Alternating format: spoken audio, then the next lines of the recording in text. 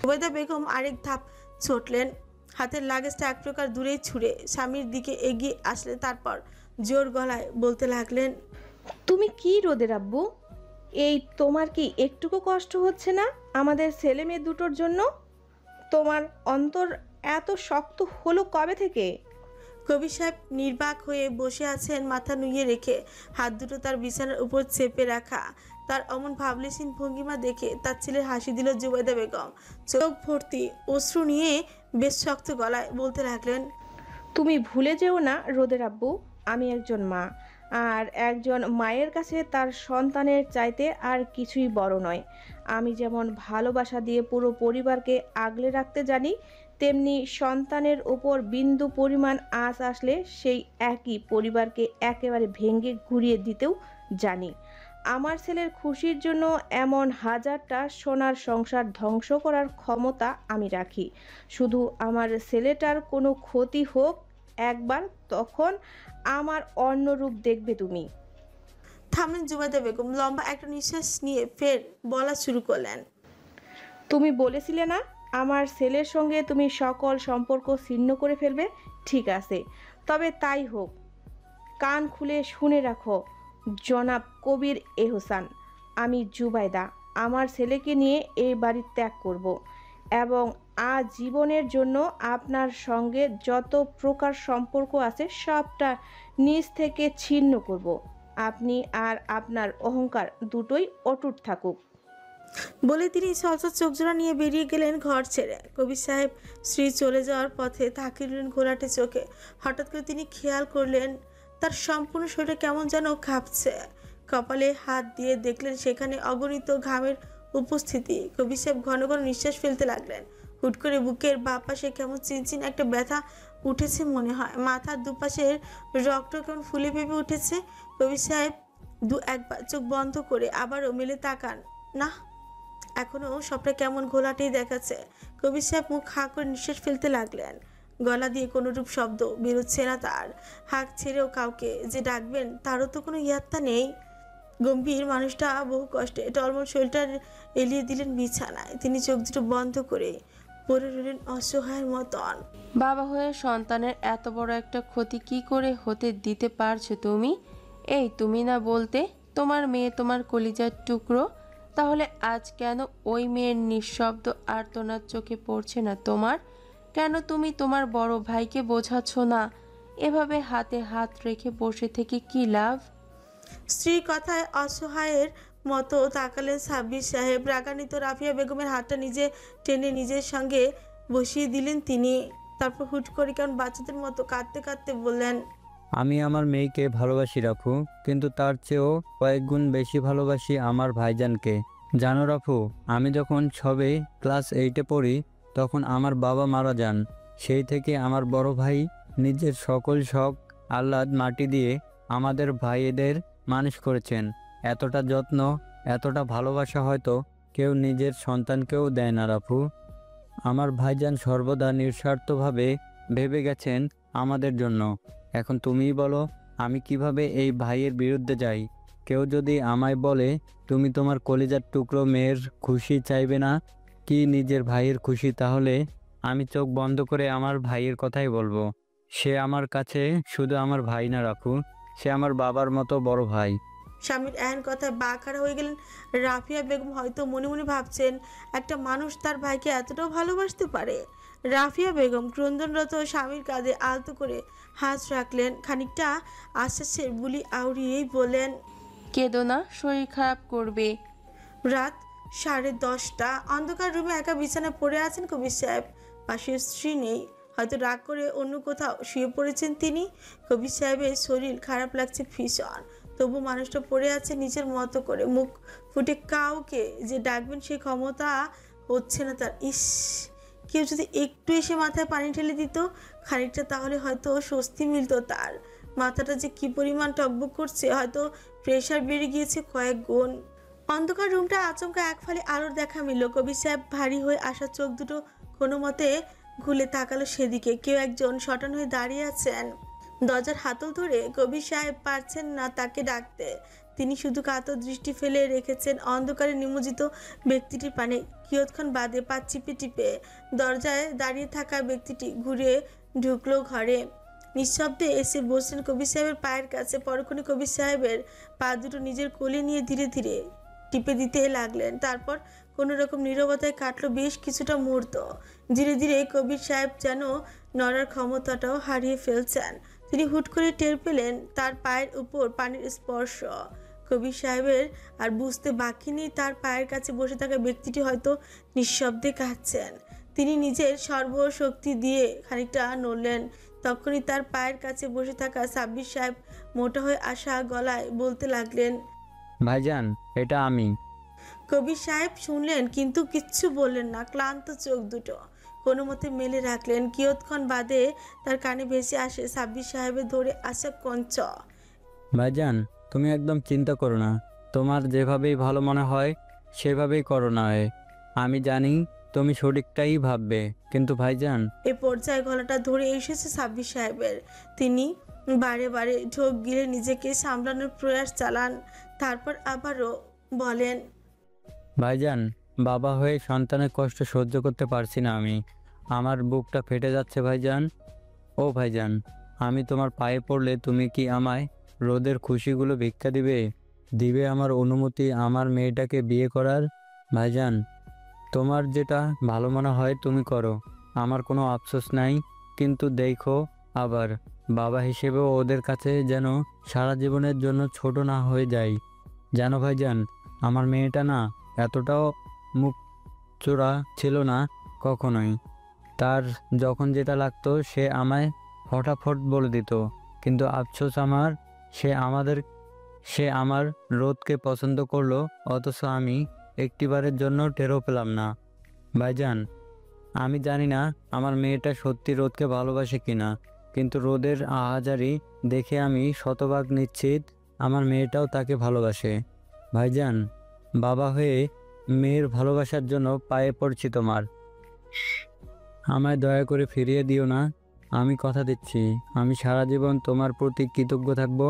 তুমি শুধু একটিবার ওদের কথা ভাবো। ওপাশে কবির সাহেবের চোখ হতে নিঃশব্দে গড়িয়ে পড়ল দুফোঁটা নোনাধারা। সাব্বির সাহেব ভাইয়ের নীরবতা দেখে দীর্ঘ নিঃশ্বাস ফেললেন। তারপর আর কিছুক্ষণ ভাইয়ের পায়ের কাছে বসে থেকে চলে গেলেন ঘর ছেড়ে। এদিকে কবির সাহেব কেমন নিস্তেজ হয়ে পড়ে রইলেন বিছানায়। কিয়ৎক্ষণ বাদে তার শরীরটাও কেমন ঝাঁকুনি দিয়ে উঠে। তারপর মানুষটার চোখ দুটো বন্ধ হয়ে আসে। রাত 11:30। রৌদ্র বাসায় ফিরেছে মাত্র। ছেলেটার শার্টের এক হাতা গুটিয়ে রাখা, অন্য হাতা মেলে রাখা, চুলগুলো এলোমেলো হয়ে কপাল ঢেকে রেখেছে তারপরও কেটে মুখটার যাচ্ছে তাই অবস্থা। রৌদ্র সদর দরজা দিয়ে প্রবেশ করতে তার চোখ আটকে গেল সোফায় মলিনে বসে থাকা মায়ের দিকে। রৌদ্র ধীরে পায়ে এগিয়ে আসে মায়ের নিকট।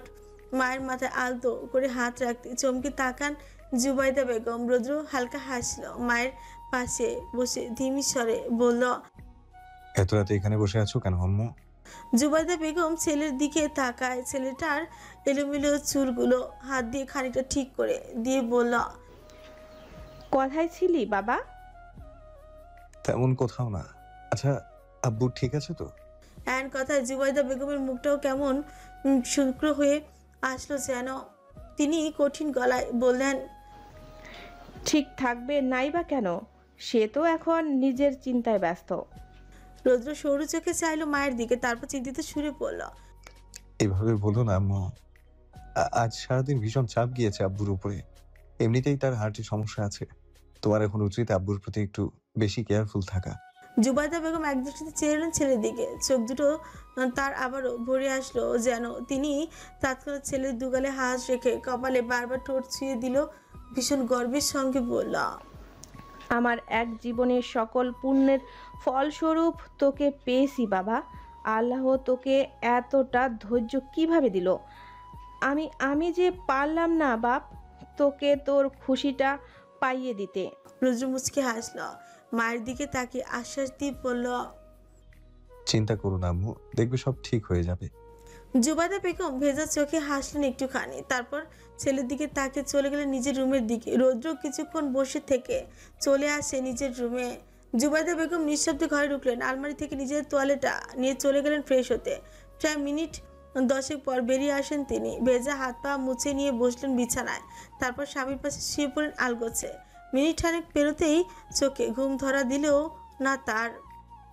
মিনিট খানেক পেরোতেই চোখে ঘুম ধরা দিল না তারা। তিনি খানিকটা নড়ে চড়ে ওপাশ ফিরতে গেলেন, আর অমনি স্বামীর শরীরে হাতের স্পর্শ লাগতে থমকে গেলেন। জুবাইদা বেগম তৎক্ষণাৎ অন্ধকারের মধ্যে স্বামীর কপাল বরাবর হাত ছোঁয়ালেন, আর সঙ্গে সঙ্গে আঁতকে উঠলেন তিনি। কবির সাহেবের সম্পূর্ণ শরীর ঠান্ডা হয়ে গেছে, অস্বাভাবিকের মতোই। জুবাইদা বেগম আর এক মুহূর্ত দেরি করলেন না। তিনি তড়িৎ গতিতে বেডসাইডের টেবিলের উপর রাখা ল্যাম্পটা জ্বালিয়ে দিলেন। তারপর ফিরলেন স্বামীর পানে। তার এক মুহূর্তেই বাখাড়া হয়ে গেলেন তিনি। কবির সাহেবের মুখটা কেমন ফ্যাকাশে হয়ে গেছে, আর ঠোঁট দুটো হয়ে গেছে কালচে নীল। জুবাইদা বেগম তৎক্ষণাৎ ঘর কাঁপিয়ে চিৎকার দিয়ে উঠেন, অস্থির হয়ে ডাকতে লাগলেন স্বামীকে। রোদের আব্বু, রোদের আব্বু, এই শুনছো তুমি? ওইদিকে জুবাইদা বেগমের হঠাৎ চিৎকারে এক প্রকার ছুটে এসেছে সবাই। সাব্বির সাহেব দৌড়ে এসে থমকে গেলেন ভাইকে দেখে। ভাইয়ের অবস্থা দেখে মুহূর্তে শরীর বুঝি অসাড় হয়ে গেল তার। তিনি পেছনের দরজার দিকে হেলে পড়লেন অবহেলায়। তাসিক সাহেব তৎক্ষণাৎ বড় ভাইয়ের পালস রেট চেক করতে লাগলেন, আর চিৎকার দিয়ে ডাকতে লাগলেন রৌদ্রকে। রোদ, ও রোদ, তাড়াতাড়ি আয় বাপ। ডাকতে দেরি এক প্রকার ঝড়ে বেগে ছুটে আসতে দেরি হলো না ছেলেটার। রৌদ্র ঘরে এসে ঢুকলো। ছেলেটার মাথা চুলগুলো থেকে চুয়ে চুয়ে পানি পড়ছে। গায়ের টি শার্টটাও কেমন জায়গায় জায়গায় ভেজা, বোধহয় মাত্রই গোসল সেরেছে সে। রৌদ্র ছুটে আসে বাবার কাছে। বাবার হাতটা নিজের হাতে নিয়ে পালস রেট চেক করতে থাকে। মিনিট পেরোতে সে বলে ওঠে, শার্টের নিচে নিঃশ্বাস ফেলাটাও কমে আসছে। তারপর মায়ের দিকে তাকে জিজ্ঞেস করলো। আব্বুর কি হার্টে ব্যথা উঠেছিল? জুবাইদা বেগম কান্নার তোরে কিছুই বলতে পারছেন না। রোদ্র তৎক্ষণাৎ বাবাকে কোলে তুলেই নিল। তাসিক সাহেব দিকে তাকিয়ে বলল, চাচু গাড়ি বের করো। তাসিক সাহেব দৌড়ে গেলেন। রৌদ্র তার বাবাকে কোলে নিয়ে বেরিয়ে যেতে যেতে অনিকের দিকে তাকিয়ে বলে উঠছে, তাড়াতাড়ি রুম থেকে আমার ইমার্জেন্সি ব্যাগ নিয়ে আয়। অনেক তৎনগত দৌড়ে গেল রৌদ্রের রুমে, আর রৌদ্র সে ছুটে চলো তার বাবাকে কোলে নিয়েই। বাড়ির সবাই একে একে ছুটে আসে বাইরে। তায়েব সাহেব দ্রুত এগিয়ে এসে গাড়ির ব্যাক সিটের দরজাটা খুলে দিলেন। রৌদ্র তড়িঘড়ি করে তার বাবাকে গাড়ির ব্যাক সিটে শুইয়ে দেয়। ততক্ষণে অনিকও ছুটে এসেছে রৌদ্রের এমার্জেন্সি ব্যাগ নিয়ে। রৌদ্র আর এক মুহূর্ত কাল বিলম্ব না করে এমার্জেন্সি ব্যাগটা গাড়িতে বসলো বাবার পায়ের কাছে। তারপরে তাসিক সাহেবকে ব্যাপক তাড়া দিয়েই বলল, চাচু দ্রুত গাড়ি দাও আমার হাসপাতালের দিকে। তাসিক সাহেব তৎক্ষণাৎ গাড়ির স্টিয়ারিংয়ে টান বসালেন।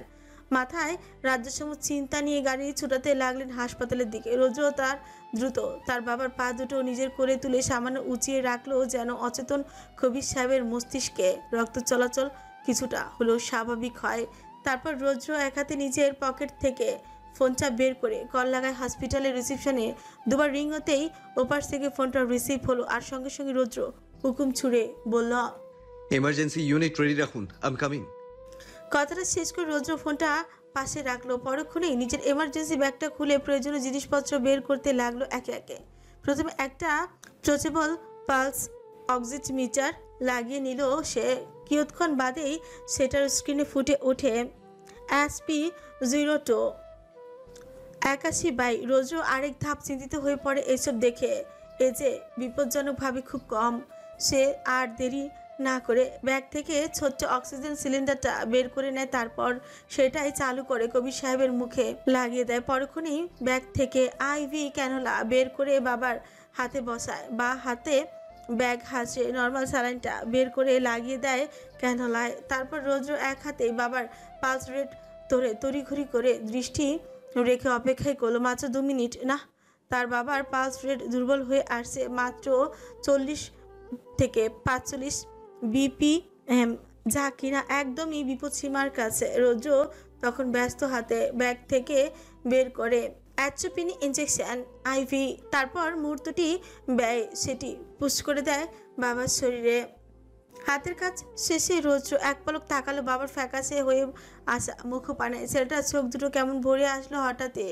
সে তৎক্ষণাৎ নিজের দৃষ্টি সরিয়ে ফেলে বাবার উপর থেকে। মনে মনে নিজেকে শক্ত করে বলে, স্টে স্ট্রং রুদ্র, স্টে স্ট্রং। প্রায় মিনিট 30 পর রৌদ্রের গাড়ি এসে থামলো হসপিটালের সামনে। রুদ্র দ্রুত পায়ে বেরিয়ে আসে গাড়ি থেকে। এরই মধ্যে দুজন ওয়ার্ড বয় স্ট্রেচার নিয়ে হাজির।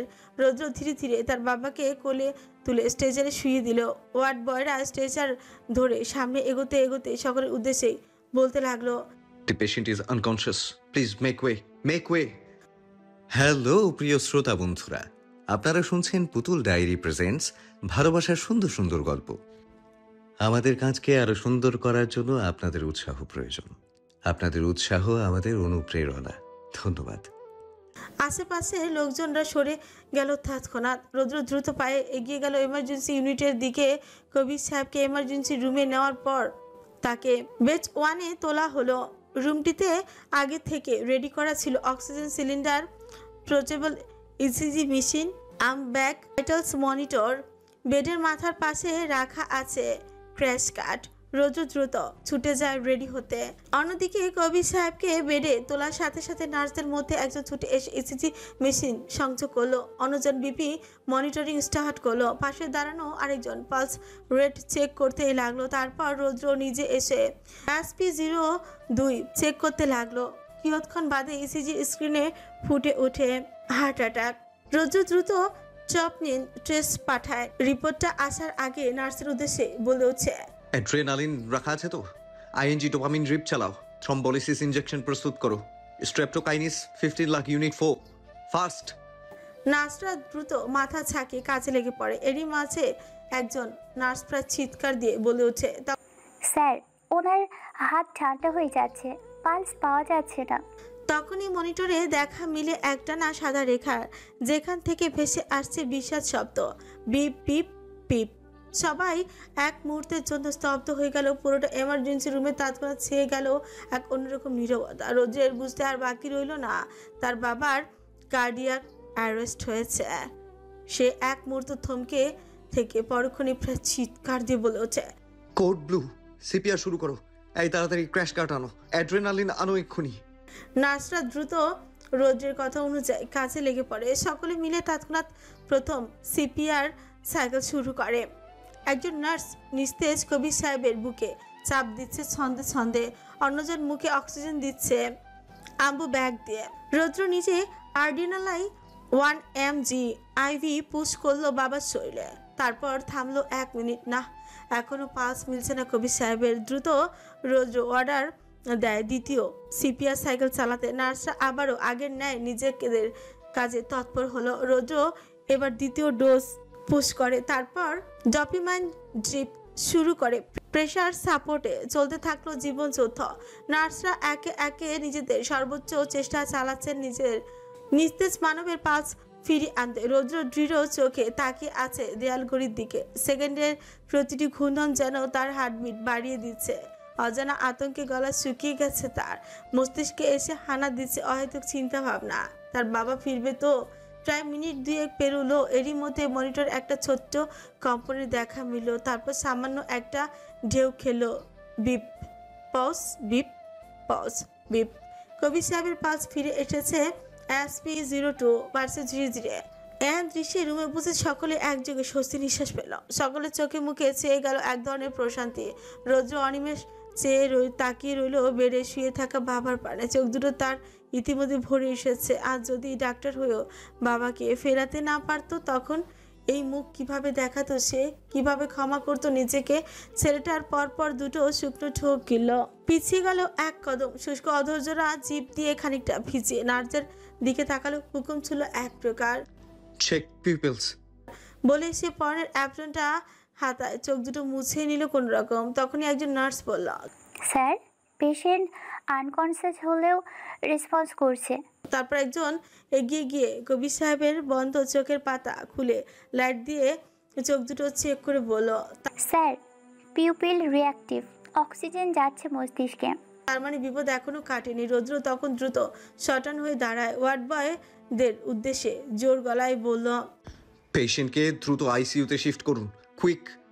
ওয়ার্ড বয় দুজন তড়িঘড়ি করে ছুটে আসলো যেন কবির সাহেবের নিথর দেহটাকে হুইল বেডে তুলে নেয় তারা। একে একে নিস্তেজ কবির সাহেবকে ঠিকঠাক মতন রেডি করতে থাকে আইসিইউতে নেওয়ার জন্য। অন্যদিকে এহসান বাড়ি সকলে সেই কখন এসে পৌঁছেছে হাসপাতালে। সবাই এমার্জেন্সি ইউনিটের বন্ধ দরজার কাছে দাঁড়িয়ে আকুল হয়ে তাকিয়ে আছেন ভেতরের খবরাখবর জানার জন্য। সকলের মাঝে যেন এক প্রকার চাপা কান্নার রোল পড়েছে, যেন জুবাইদা বেগম তো ঠিকমতো দাঁড়াতেও পারছেন না কান্নার তোড়ে। তিনি বারবার বিলাপের সুরে নিজেকেই দোষারোপ করে যাচ্ছেন, বলেই যাচ্ছেন, কেন আমি তাকে এতগুলো কথা বলতে গেলাম? কেন তাকে এত কষ্ট দিয়ে গেলাম? আমি যে পাপী, ও আল্লাহ! এই মানুষটার কিছু হয়ে গেলে আমি কিভাবে বাঁচবো? মাবুদ আল্লাহ, তুমি সহায় হও খোদা, তুমি তাকে সুস্থ করে দাও। জুবাইদা বেগমের এহেন বিলাপ শুনে সকলেই কেঁদে যাচ্ছেন মুখে চিপে। পাশ থেকে রাফিয়া বেগমও তার বাকি জায়রা মিলে কোনো মতে সামলাচ্ছেন ক্রন্দনরত জুবাইদা বেগমকে। জুবাইদা বেগম আজ বুঝি কারো বোঝানোতেই বুঝতেছেন না কিছু। তিনি বারংবার কেঁপে কেঁপে উঠছেন কান্নার তোড়ে। অন্যদিকে তায়েব সাহেব বারে বারে ঢোক গিলে নিজের কান্নাগুলো আটকে রাখার আপ্রাণ চেষ্টা চালাচ্ছেন। অদূরেই দেয়ালে পিঠ ঘেঁষে দাঁড়িয়ে আছেন তাসিক সাহেব। চোখ দুটো তার লাল হয়ে গেছে কেন যেন, হয়তো কান্না আটকে রাখার দরুন এহেন অবস্থা তার। দুহাত দূরে একটা চেয়ারে বসে আছে সাব্বির সাহেব। লোকটা চোখ বুজে হাঁপিয়ে হাঁপিয়ে কাঁদছেন। আচ্ছা, এভাবেও কি কেউ কাঁদে? সাব্বির সাহেবকে দূরে থেকে দেখলে মনে হবে মানুষটা বুঝি কোথাও হতে দৌড়ে এসে হাঁপাচ্ছেন, অথচ না, মানুষটা হাঁপাচ্ছেন বুকের ভেতরের নিভৃত দহনে। যেই দহনে পুড়ে যাচ্ছে তার কলিজাটা। এতটা কষ্ট হচ্ছে তার যা বলে বোঝানো মুশকিল। তিনিও তো হয়তো মনে মনে নিজেকেই দুষছেন, হয়তো ভাবছেন, রাতের কথাগুলোর কারণেই কি তার বড় ভাইজানের এই হাল হলো? অনেক মাত্রই এলো রিসিপশন থেকে। সে গিয়েছিল তার বড় বাবার নামটা এন্ট্রি করতে। পরিবারের সদস্যের মাঝে আসতেই বুকটা ভার হয়ে আসলো তার। প্রতিটি মানুষের মুখে লেপ্টে আছে হারিয়ে ফেলবার আতঙ্ক। ভেতরে রুমে ঠিক কি কি হচ্ছে তা জানার চাপা উৎকণ্ঠা। অনেক ফসকে নিঃশ্বাস ফেলে এগিয়ে এলো মায়ের কাছে, বলল, বাড়িতে ওরা একা আছে আম্মু, তোমরা সবাই এখানে না থেকে চলে যাও, বরং আমি আব্বু চাচুরা থাকছি না হয়।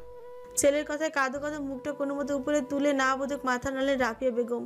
ধরে আসা কণ্ঠে বলেন, আমি কোথাও যাব না অনি, কোথাও যাব না। অজ্ঞতা এমন কথার পিছে অনেক আর কিছু বলো না, শুধু মনে মনে দোয়া করতে লাগলো বড় আব্বুর জন্য। ঠিক এমন সময় এমার্জেন্সি ইউনিটের দরজাটি খুলে গেল। বাড়ির সবাই তৎক্ষণাৎ আকুল নেত্রে তাকালো সেদিকে, কিন্তু পরক্ষণে যা দেখলো তা দেখে মুহূর্তেই থমকে গেল সকলে। একটা হুইল বেডে নিস্তেজ হয়ে শুয়ে আছেন কবির সাহেব। লোকটার উন্মুক্ত বুকে লাগানো কতগুলো ইসিজি, তার মুখে অক্সিজেন মাস্ক, বেডে সংলগ্ন স্ট্যান্ডে ঝোলানো ইনফিউশন পাম্পে চলছে ডোপামিন শরীরের ভেতরে এবং বাইরে বিভিন্ন অংশ মেশিনের তারে জড়ানো। বেডের পাশে ঘেঁষে হেঁটে আসছে রোজ।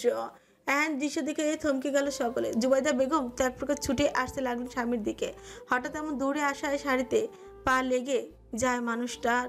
মানুষটা উপর হয়ে পড়তে নিলে তাকে নিজ বাহু ডোরে আগলে নেয় রোজ।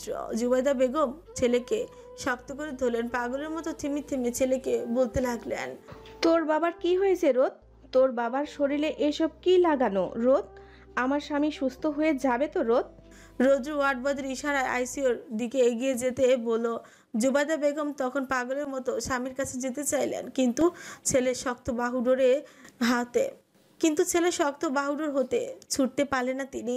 তবুও মানুষটা হাত পা ছোড়াছুড়ি করে কাঁদতে কাঁদতে বললেন, আমায় একটু তার কাছে যাইতে দে বাবা, একটু ছুতে দে মানুষটারে।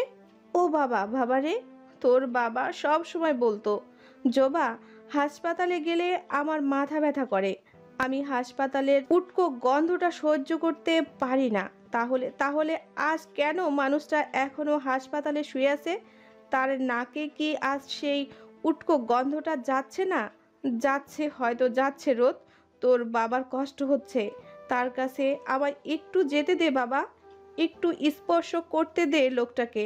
রোদ্র ধীরে ধীরে মায়ের দিকে তাকালো। লাল হয়ে আসা চোখ দুটো তাক করে মায়ের ক্রন্দনরত মুখপানে।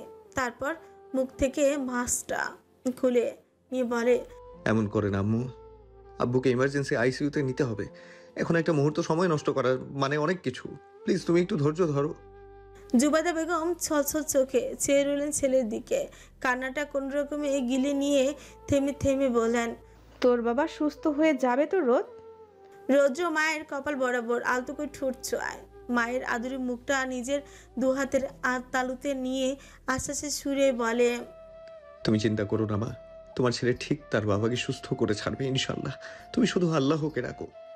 জুবাইদা বেগম ভেজা চোখে মাথা নাড়লেন। ছেলের দু হাতে হাত দুটো পরপর কয়েকটা চুমুকে হাত দুটোতে নিজের গালে ঠেকালেন। তারপর আবার হু হু করে কেঁদে উঠে বললেন, তাই যেন হয় বাবা, তাই যেন হয়। রৌদ্র এসে আইসিইউতে ঢুকলো।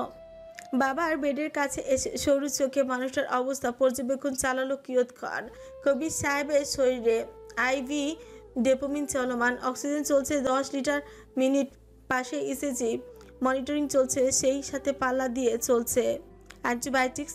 স্টাফদের মধ্যে একজন রৌদ্রের কাছে এসে ফিসফিস করে বলল, sir, patient is stable but still in delicate condition. Roudra ধীরে ধীরে বাবার হাত স্পর্শ করে। যাক, হাতটা আগের চেয়ে কিছুটা উষ্ণ হয়েছে। রৌদ্র মনে মনে একবার স্বস্তির নিঃশ্বাস ফেললো। তারপর আবারও চলে এলো কালক্ষণ। হঠাৎ করে আবারও একজন নার্স জোর গলায় বলে উঠছে, স্যার, পালস আবারও থেমে গেছে।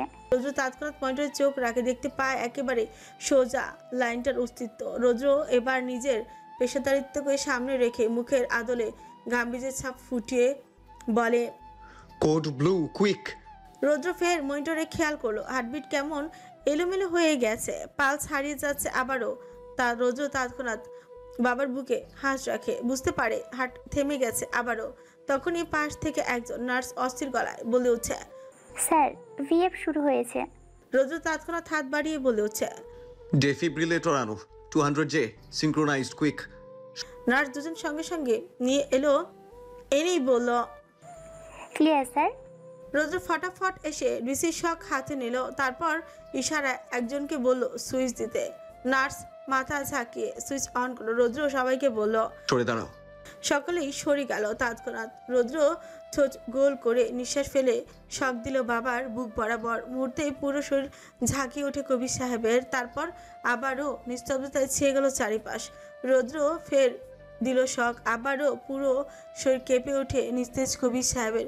হুট করে মনিটরে দেখা মিল ছোট্ট একটা ঢেউয়ের রেখাটি একবার ছোট্ট হচ্ছে, আরেকবার বড় হচ্ছে, আর পাশ থেকে শব্দ হচ্ছে পিপ পিপ পিপ। কিয়ৎক্ষণ বাদে কবির সাহেবের পালস ফিরে, হার্ট রেট এসে দাঁড়ালো 78, বিপি গড়ালো 106/78, এসপিও 0, এসপিও 2 গিয়ে ঠেকলো 89%-এ। তবুও যেন কষ্ট কমলো না কবির সাহেবের। মানুষটার নিঃশ্বাস কেমন ঘন হয়ে আসছে ক্রমাগত, মুখে জমছে ফেনা, চোখ দিয়ে গড়িয়ে পড়ছে জল। মনিটরে দেখাচ্ছে SP02 ধীরে ধীরে কমে যাচ্ছে, এখন তা গড়িয়েছে 75-এ। তখনই নার্স বলে উঠছে, স্যার, পালমোনারি এডেমা ডেভেলপিং। রোদ তৎক্ষণাৎ একটা ফার্ম ইঞ্জেকশন হাতে নেয়, ল্যাসিক্স 40 মিলিগ্রাম, 4 পুশ নাও বলে। নার্স দৌড়ে গেল ইঞ্জেকশনটা হাতে নিতেই রৌদ্র আবারও বলল, বিপাপ মাস্ক ফিট করো, অক্সিজেন 15 লিটার মিনিট তোলো। বাকি নার্সের রৌদ্রের কথা অনুযায়ী কাজে লেগে পড়ে। প্রায় বেশ কিছুক্ষণ পর এমন শ্বাসরুদ্ধকর পরিস্থিতি পেরিয়ে কবির সাহেব শরীরটা খানিক শিথিল হলো। তার শরীরে ঝাঁকুনি কমে আসে ধীরে ধীরে। রৌদ্র মনিটরে চোখ রাখে। তার বাবার হার্ট রেট এখন দাঁড়িয়েছে 84, SP02 এসে ঠেকেছে 95%, আর বিপি 110/72। রৌদ্র ফোঁস করে নিঃশ্বাস ফেল। চোখের কার্নিশে এসে জমিয়ে থাকা অশ্রুটুকু আঙুলের সাহায্যে মুছে নেয়, আলগোছে।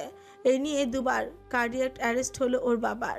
সময় যত পেরোচ্ছে ঠিক ততই জটিল হয়ে যাচ্ছে কবির সাহেবের শরীরের অবস্থা। এমন সময় অবশ্যই মেডিকেল টিমের সাথে আলোচনায় বসতে হবে তার, কেননা পরপর দুবার কার্ডিয়াক অ্যারেস্টের পর তৃতীয়বার হলে হয়তো আর বাঁচানো যাবে না মানুষটাকে। এইসব ভাবনা মাথা থেকে নিয়েই রৌদ্র গম্ভীর মুখে কিছুক্ষণ আইসিইউতে থেকে পরক্ষণে বাইরে বেরিয়ে আসে। সে বাইরে বেরোতেই বাড়ির সকলে এক প্রকার জেগে ধরে তাকে। সকলে একযোগে চিকিৎসা করতে থাকে। মানুষটার কি অবস্থা? রৌদ্র গম্ভীর মুখে কিছুক্ষণ মৌন রইল। তা দেখে কলিজা মোচড় দিয়ে উঠল জুবাইদা বেগমের। তিনি ছেলের হাত ঝাঁকিয়ে বলতে লাগলেন, চুপ করে আসিস কেন রোদ? তোর বাবার কি অবস্থা? রৌদ্র তৎক্ষণাৎ ধীরে ধীরে নিজের দৃষ্টি উপরে তুলে মায়ের দিকে লাল হয়ে আসা চোখ দুটো দিয়ে তাকিয়ে বলল, ব্যাস। আশঙ্কাজনক আম্মু, পরপর দুবার কার্ডিয়াক অ্যারেস্ট হয়েছে আব্বুর, হয়তো সার্জারি করা লাগতে পারে। তোমরা প্লিজ নিজেদের শক্ত করো। এতটুকু থমকে গেল সকলে। কি বলল রৌদ্র? মানুষের অবস্থা এত খারাপ? আচ্ছা, মানুষের সত্যি বাঁচবে তো? জুবাইদা বেগম আর নিজেকে ধরে রাখতে পারল না।